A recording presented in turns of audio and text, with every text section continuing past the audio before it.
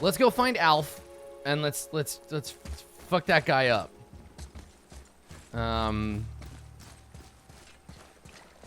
Just show him what happens when you're on a popular 80s sitcom. Oh yeah, look at that. So we talked a little bit before about the aesthetic of this area, and so that did something. I think. Sort of what it says about the game. Oh shit! What it says about the game at large, right? Like this is a very different. This is a very different God of War. I think that's been clear from the beginning. Kratos is a very different protagonist than we're used to seeing him. He's still got the anger, but adding his kid has given them the freedom to change the game a little, which is really exciting. Kid, get up, man.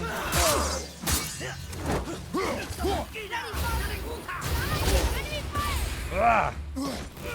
Get wrecked, elves.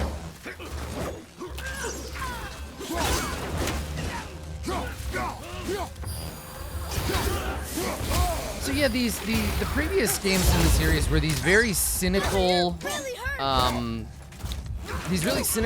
like hyper-violent sort of chaos murder fests. And to a degree, some of that is still present in this game, but I feel like the devs have taken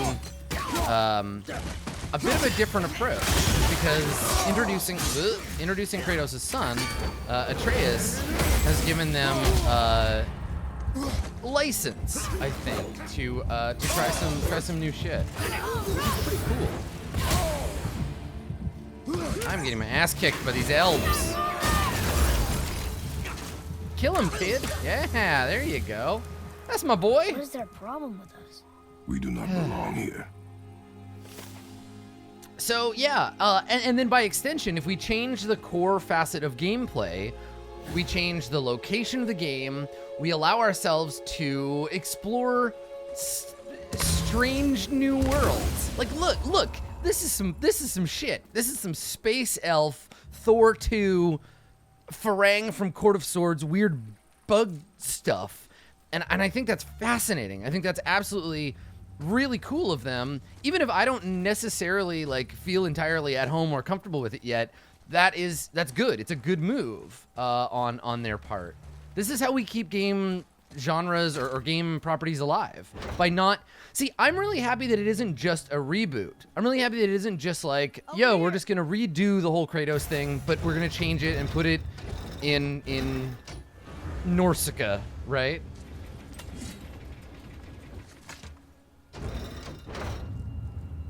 Yeah, it's fascinating. I think it's very, very cool. And it makes me interested in seeing the other... Combined together like that, they kind of look like a room. The other realms. It doesn't make sense. Come, back to the sand bowl. Light of Alfheim. Oh, okay, right. And then we go back to the thing. And, okay, cool. Yeah, like this, we talked before about how God of War, even God of War 3, feels like a PS2 era video game. Even God of War 3 feels like a little, like it was a little outdated by the time we got to 3. It Sad felt... the elves can't work things out. Alfheim's such a beautiful place. It felt out of place, right? It was done. But this absolutely feels like Tomb Raider. It feels like Last of Us. It feels like BioShock Infinite. Enough.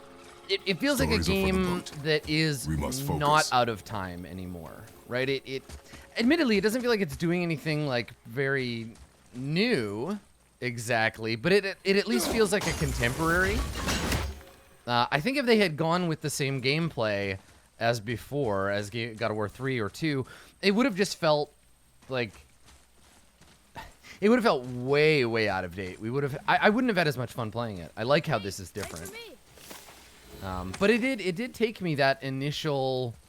It took me that initial session to really like kind of get my head around it. Here we go. I'm ready.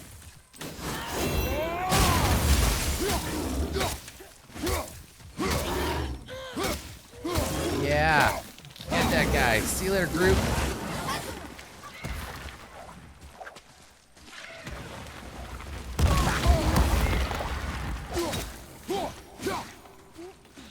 think mechanisms. It's fascinating to see how, like any aspect of design, right? Whether we're talking about color, use of color or style in painting, whether we're talking about particular themes in graphic design or mechanics in game design. It's really interesting watching trends emerge and watching games emulate that stuff. I mean, look at how many battle royale games we have. Right? We can track the emergence and progress of trends in design very easily in games. Maybe more easily than we can in some other art forms. Because I think as a design ethos or as a design school, game design is possibly one of the most like readily accessible. It's democratic in a way that I think a lot of design fails to be. Here, wormy. Yeah, right? Powered by the Apocalypse, the D20 era. Like, tabletop has this. Card games have this. You all right? Well, and that's the thing, right? Is that because game design takes time, you can start developing a mechanism, right? You can build a game based on something that you think is going to be popular. You have to stay ahead of the curve. Otherwise, you end up looking like a copycat. Like, there's tons of stuff in this game because it's a AAA title, and it took a long-ass time to make.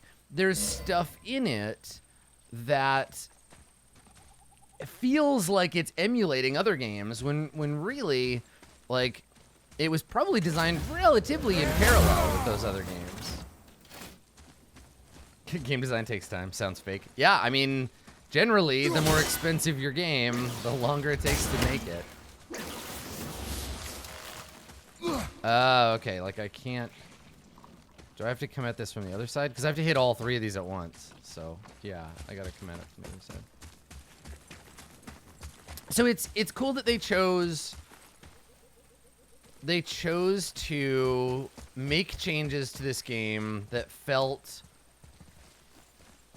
like a larger package. That this is we're making a game that is set in a new setting. We're introducing Atreus as a new character, which his only real purpose in the game is to change Kratos, right? Change the way we view and how Kratos behaves. And then change up the mechanisms all at once. And I think that's really smart.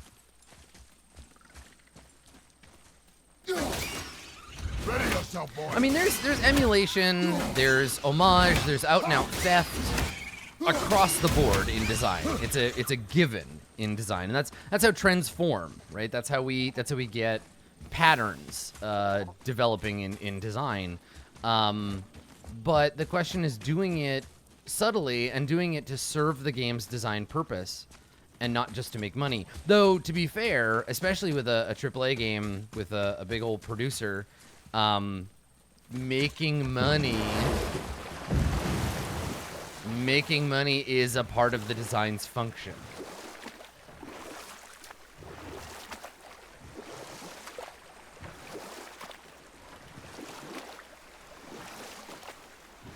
But yeah, I mean, I think you can feel What do you mean I see with the eyes of a child? In war, a soldier sees beauty only in the power of his enemy. let them The finish. rest of Hi, it is Alex. lost. Thank you. Sometimes never to return. You know about war, don't you? Wars are fought for two things: survival or advantage. Battles may be won by the better soldier. Wars are won by those who are willing to sacrifice everything to ensure victory. I mean, yeah, Dan, it's a good point. Thanks, Omega. It's a good point. It's absolutely a good Father, point to say that gameplay should aspire to fit story, right? The two of them do often go hand in hand, but not always, right? Not always. And story is not the only reason that we create narrative in games. Story is a part of games, but it isn't always the core purpose. It's not always the core What does element. it ask? Without me or within me, death is sure. Yet within you, I am life Water. most pure. Yep, it's water, all right. Yeah, because you drown, but also without it you die. Whoa. Oh, Boy. the kid's having another one of his, like, dark elf Those angry the voices voices. again, but different voices. Less angry. They're asking for help. We are here for the light. I do not care who they are, nor what they want. You never care about anything. You have something to say? No. Luger. Logar? Logaria? What's happening? I don't know, space Whoa, elf shit. Look what we found.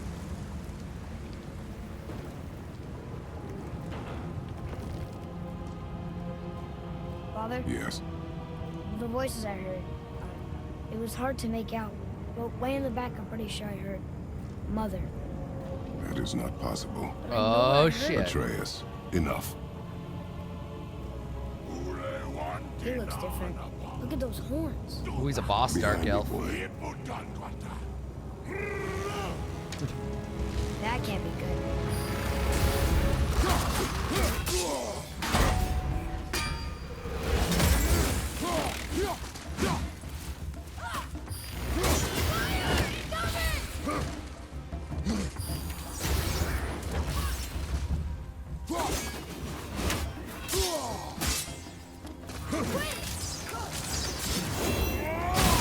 Yeah, get him. Thanks, Skew.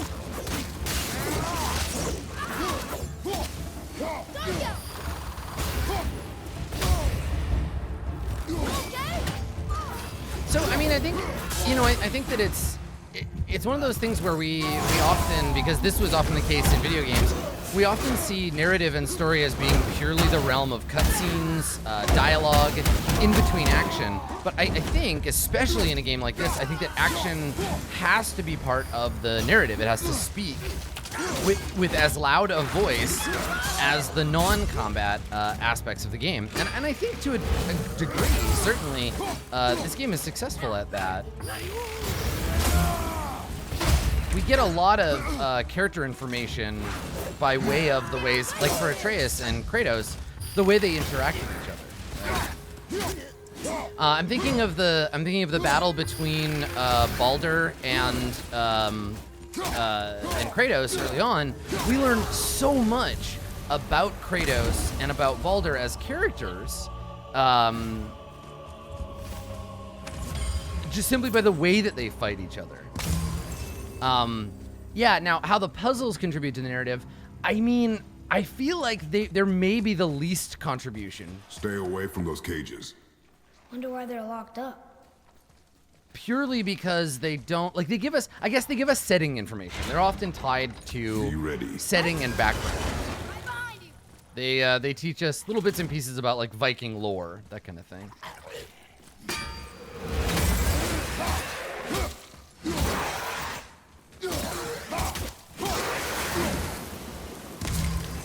Hope that was worth it.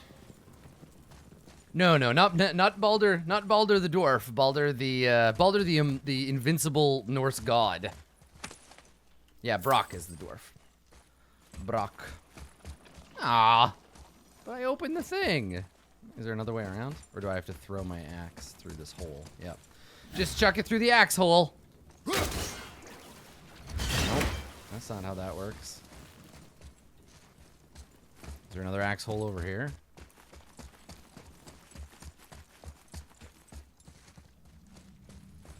Nope, no axe hole on that side. Well, so what the? Oh, there's another one on the front. Oh, I bet you have to do it on the return. Oops. Okay, so like throw it in there. Yeah, fucking sweet. Check this out, and then I call it back over here. Oh, all right. It goes on a hook, so maybe I have to stand in a different place. Let me try again. Let me throw it like here.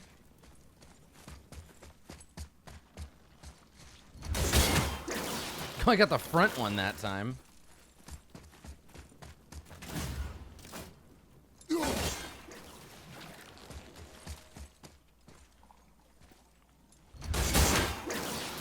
So yeah, like this part of the game, this kind of thing adds nothing to the narrative. And in fact, it's very much out of character for Kratos to be solving puzzles.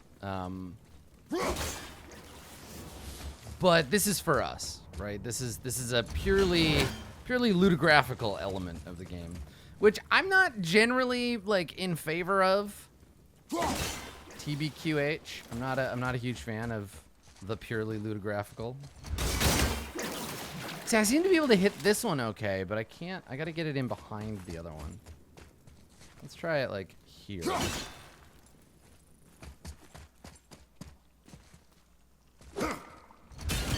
Ah, shit. Yeah, because it doesn't go straight. It goes on like a weird... Yeah, I mean, I'm not mad at it. I'm not like I said, I think ultimately my desire is that, there we go, that mechanisms serve the narrative, but also, like, they don't all have to. It's like a puzzle in D&D that you're like, well, this is like not the game. This is a puzzle just for the players. This is a puzzle just for the players, and that's okay, right?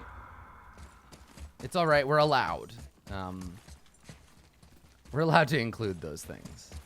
But if your whole game is like that, it's a puzzle game now, and why all the other shit? Like, it's about understanding the balance. Because again, I think that design seeks to answer a question or solve a problem. Design says things, and so everything in your design, one way or another, should fundamentally speak to that thing that you're trying to say. And so if occasional puzzles contribute to that statement, then great, like fucking do it. Oh, I love that I can redirect that brush. It's really good. I don't believe that that a game should do something simply because the games that came before it in the series do. I think that often they will, because you know it's part of making the game. Like Dungeons and Dragons has this problem where there's stuff in the game that even the designers were like, you know, if I had my druthers, I would just cut this shit completely.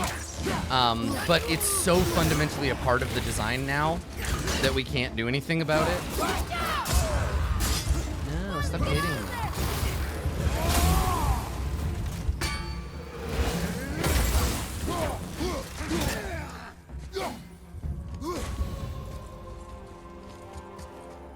Okay. And that's the trick too, right? Where we've talked about this hundreds of times now. We've talked about the interactions between game as sale object, right? Because sometimes you make decisions to sell the thing, and sometimes you make decision to tell your story. Oh, bye, kid.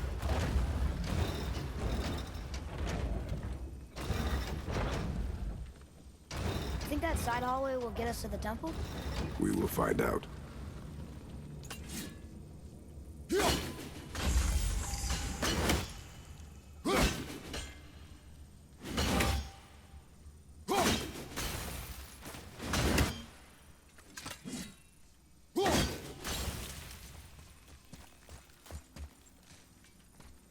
Okay.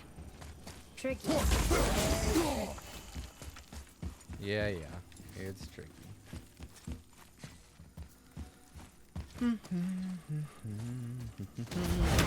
Yeah, so like that's a thing that we think about as people who design things.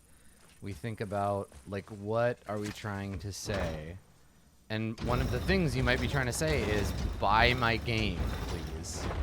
That's totally reasonable.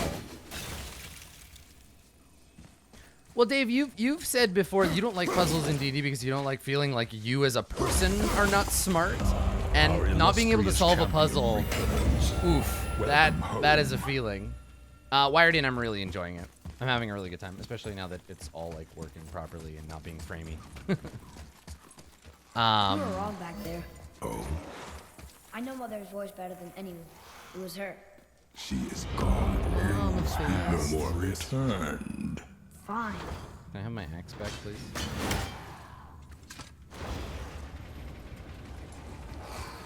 I mean, and it's funny because oh, yeah, that's right, I didn't get my chest. I was so excited to come down here. That's the interesting thing about about basic D&D, like early Dungeons and Dragons. It's like all your intelligence, your character's intelligence barely matters. There's no perception rolls. It's all about the players being smart enough to solve the problems that the game presents, and that can be exciting because you're like, yes, I did it. I solved all the problems. Or it can be really frustrating because you can be like, fuck. Dungeons & Dragons is making me feel like an idiot. I'm so stupid. Why can't I figure out this puzzle? And puzzle design of that nature is really hard. We've talked about this before, right, Dave? Like, puzzle design is so hard because you sometimes have these riddles that don't make any goddamn sense at all. And no human being would ever be able to figure them out. Like, they're like King's Quest 6 copy protection. Or they're so easy, like the riddle that I had in Court of Swords, where right away Anne was like, so I don't know if my character needs to make a roll or whatever, but I know personally the answer to this riddle. Like, I know it now. I already know it, and so can I answer? Like, am I allowed? And that kind of, like, this is why the concept of, like, metagaming, and I don't know how we wandered into this place, but that's why metagaming as a concept is so stupid to me, because you shouldn't have to pretend like you're not as knowledgeable as you actually are. The character should never be less knowledgeable than the player, except when he gets into those situations where the player knows a bunch of mechanical shit that the character might not. That's when it gets, like, complicated, right? Which is why, actually, I think that the Valo's guide in Tomb of Annihilation is sort of a cute way to solve that problem, because it's like, well, okay, now the characters know these things, and the players could easily look up, hey, that's my kid! Oh, God! My boy!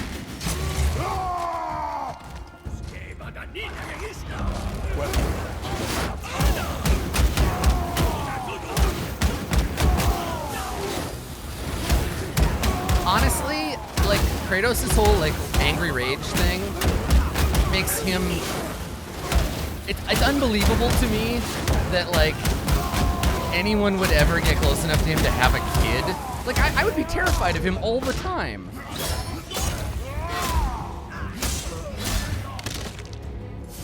Like, I'd be horrified. I wouldn't want to be around Kratos. He's fucking unstable. I guess I wouldn't trust him not to just, like, flip out, you know? Okay, so where do I go? What's happening? Can I climb or... Oh, I got punched here. Oh, do the thing. There you go. Hold on, boy! Fight! He's not, you know, he's not as uncontrollable rage as, like, Hulk, though. He seems to have more control over his shit. And yeah, he's put some of that behind him, definitely. Yeah.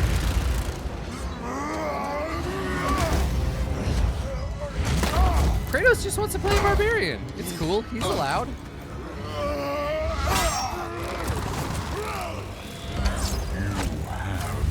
And I mean, obviously, that's a compelling narrative. That's what Hulk is built on. What's up, Proton? That's Hulk's whole jam, and a very common narrative. It's the Dr. Jekyll and Mr. Hyde thing, right?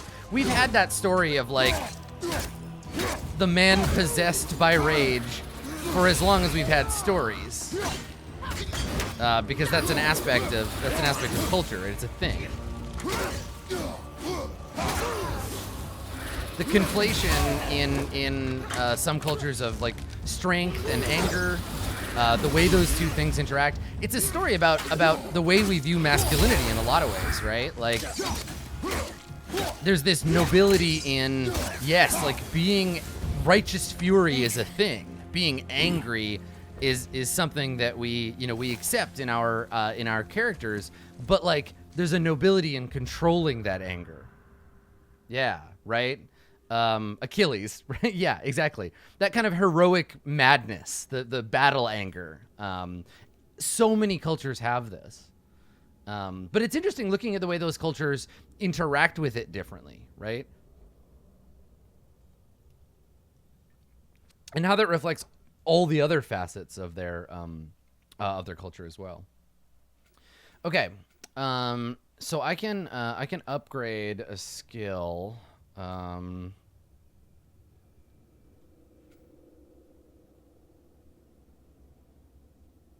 Let's upgrade. I just want to upgrade more of my like close combat stuff. Leaping attack, quick succession without sustaining damage to power it up. Okay, this seems cool. I like combo ones. You have returned. Hi, Jerry. Thank you. Yeah, like I think it's a curious narrative and one that inherently, as we examine it, as we look at how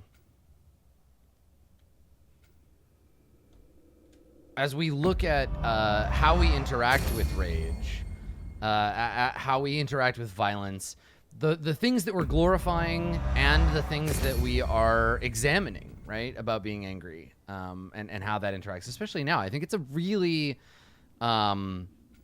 really significant narrative to be exploring these days.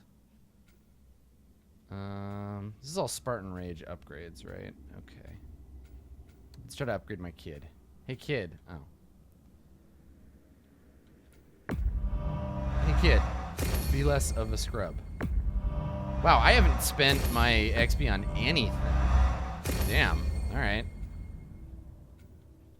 Magic combat. Oh, interesting.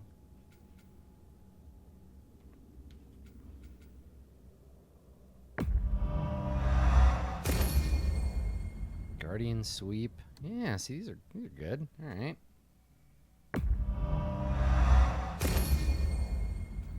Okay. Yeah, it seems like a lot of XP. It's also that I haven't spent like so many times. Like I've just been hoarding it like a goof. So,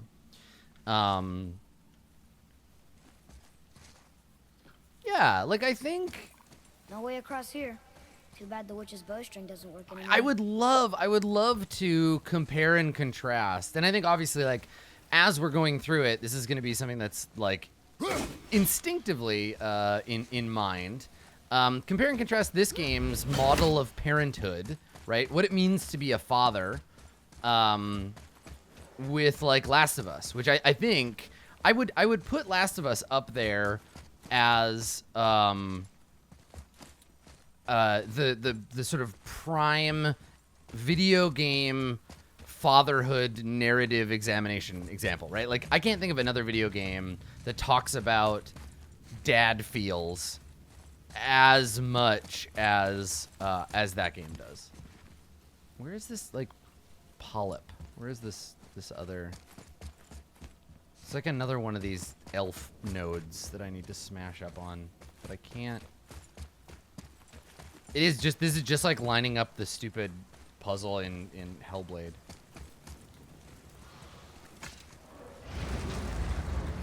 Yeah, Walking Dead Season 1 has some dad vibes, totally.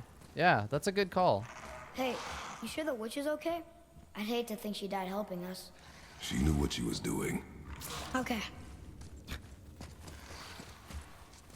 She know what she doing. All right, well, elf jail.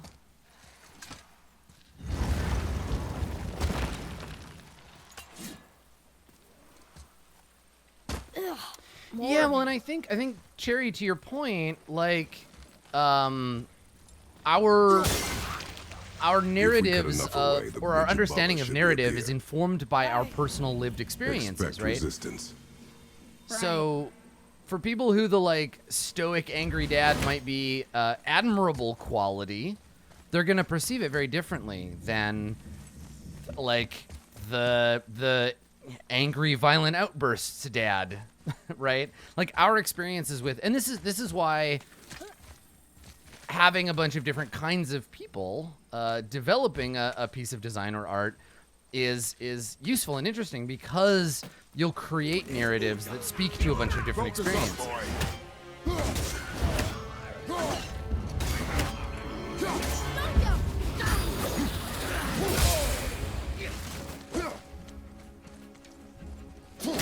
Get you, elf.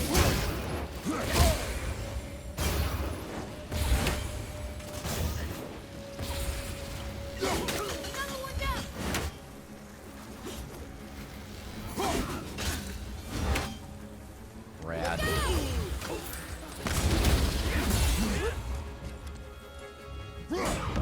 Our illustrious champion returns. Welcome home. Madden, welcome back. Thank you.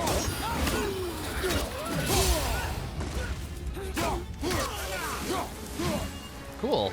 What is going on? Why are we in the Shadow Realm?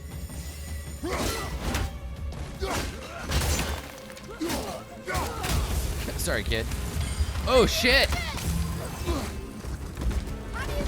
Some more of that World of Warcraft shit! Ah, fuck! Wow, this is so sci-fi. Holy shit. Robot!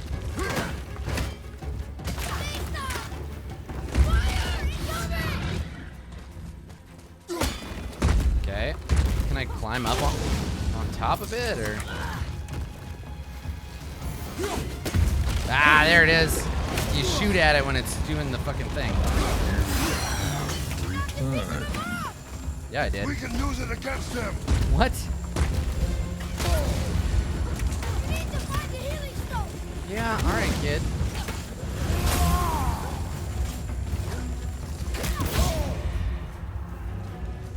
Break yourself. Break your elf upon my body.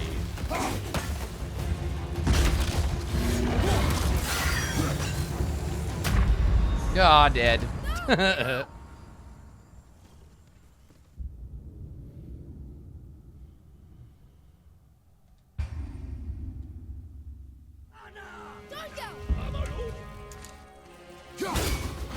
You know, it's funny when a character gets. I mean, it's like comic books have had this issue for a really long time. But the idea of a character that gets passed around from a bunch of different creators, I think comic books have come to terms with it, right? Where comics are like, oh, you like this particular version of Spider-Man, or you like this particular version of Wolverine based on who writes him. But in video games, we still haven't really acknowledged that, right? That this Kratos isn't necessarily the same Kratos from every other God of War game, in that he's written by different people. Yeah, Batman especially. Yeah, Batman's a huge example of this. So, like, it's hard to look at a character as being the same, fundamentally, when really he's not, right? Different people are choosing to portray different things about him. So it's hard to say, like, oh, well, Kratos has this character arc, because it's not even the same character, really, because different people are writing it. This is the thing that I think people have a hard time with in fandom generally, right? Like, Star Wars suffers from this really badly, because they're like, why is Luke in one Star Wars movie like this, and then in another one seems like really different? Welcome to the Math Squad. Aw, thanks, Dirtbag. You're the best, Alex.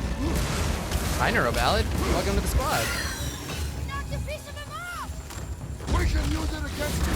Oh my god, we break grenades off of him and then throw them at his body. I like it. Puzzle fighting. Ow, hey, my axe. Ah, God. Throw the Rocky Mountain Golem oysters at him.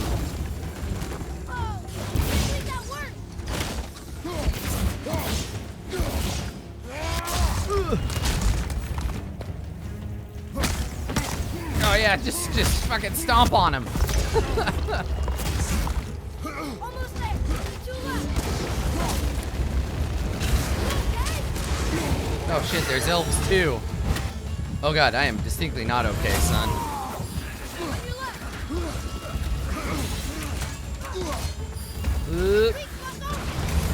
Oh god, lasers!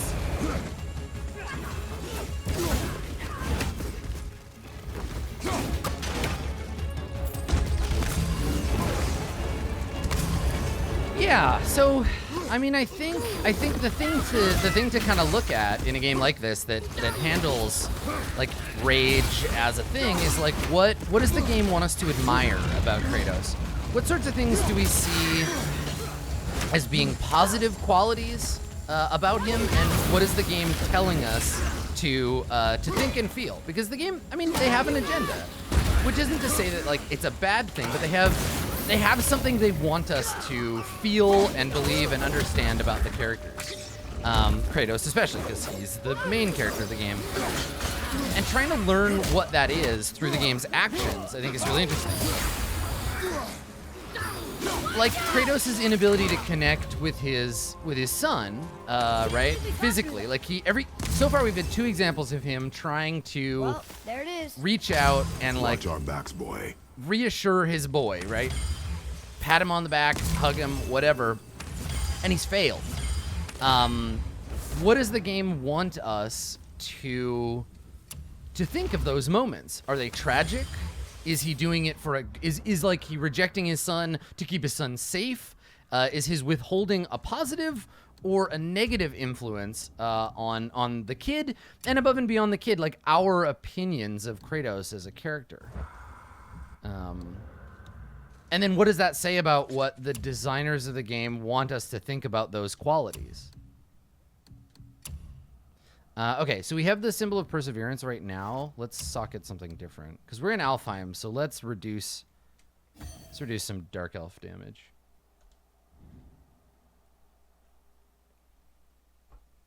Yeah, it's the one nipple. We have to take it to Mordor and throw his titty in the fire. This big tough man titty. Put your man boobs in the flame. Destroy the one nipple forever. Free us from Mordor.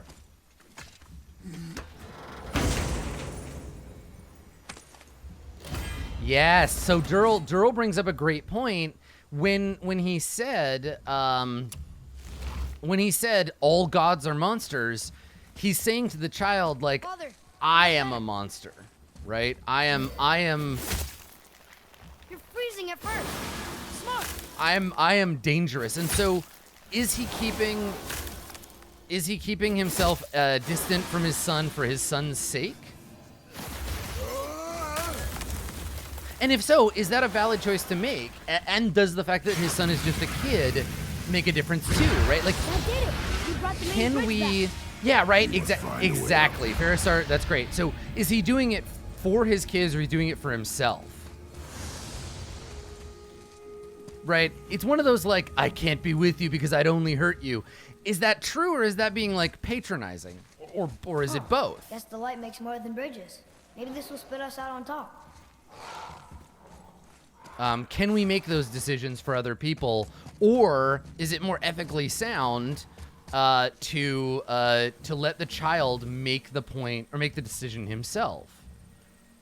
So that's a thing that I'm really excited to see if we do. And yeah, right, Alex, you're right. It makes way more sense with a kid because there is a responsibility as a parent to make some of these decisions for a child's sake. When you start to talk about like consent and ethics and you intersect them with parenting, it's this whole other fucked up thing. Like with an adult, I don't think that this behavior would be reasonable. To be like, I can't let you love me. I'm wrong. I'm bad. It's like, get some fucking therapy, Kratos. Like, I get you've done some shit in your life, man, I would but never like, get used to walking on solid light. get right with that. The door. There's no seam. What? We have a problem. Yeah, we can't. Punch it, grab it, twist it, bop it. These doors do not open. Hello? I don't get it. Why even have a door then? Hello? Come, we will find another way in. So what, I mean, that's my question is, what will the game tell us? What will the narrative of the game tell us about what we think of, or what More it of thinks those of bells. Kratos's A Nornir chest must be nearby. emotional limitations, right? Will it tell us, like, it's okay for him to be kind of fucked up in that regard because, you know, he's like an angry boy, and his anger will make it okay. Right? Is being angry in noble defense of someone else's feelings. Oh, so this is one of the timed ones. Is that okay? Is that an okay way to deal with your emotions? So yeah, I think that's interesting because it's a larger statement about the way that hyper-masculinized characters interact with their emotional stuff. And yeah, I mean, I come at this stuff from a position of curiosity. I have no real investment. I just want to know what the game has to say. And yeah, I mean, I get it. Like, I get why. Like, he's not unjustified. He's not unjustified in wanting to, like, keep his kids safe. But it's like, if you're such a monstrous fuck-up, why did you have kids in the first place, you selfish prick? Right?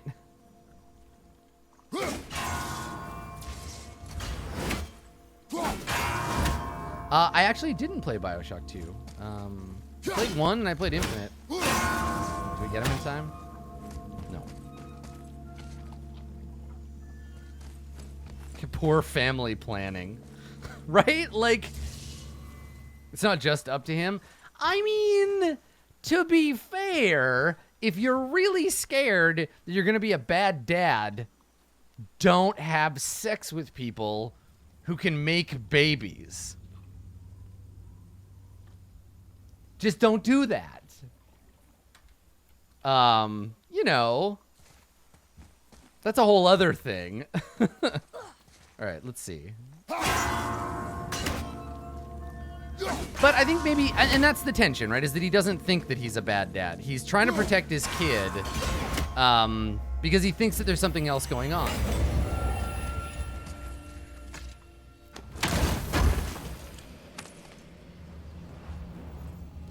And he's from Sparta. Yeah. Culturally, Kratos has probably had a boyfriend or two. Oh God, could you imagine? Could you imagine this whole game if Kratos were just like, if they were just like, yeah, Kratos, it's about Kratos, like, and he loves this guy, and like obviously the son would have to be adopted in that case, but like, God, could you imagine? That'd be such a different, yeah, God of War, but like, if Kratos were just openly gay and his like love was a guy. Oh man, that'd be a whole other fucking thing. Okay, so we got this chest, which is really the only reason I came down here.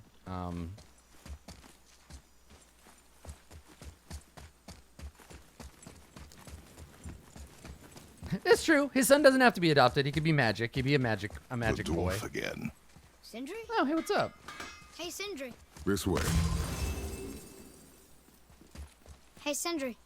Could you take a look at this? Honestly, I don't have much else going on. Look here. Hey, look! Another. Another cool story. This giant's a sorceress. Her name is Groa.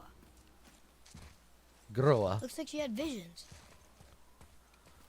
One day, Groa was playing with her Simon, kill her for her and then she pressed the wrong button, and everyone was like, "Boo! You suck at playing Simon!" And they all attacked her with swords. And then a dog brought her the moon because it was a nice dog. But there were arrows and swords, and she was sad, and because she didn't know how to play Simon. And then she died.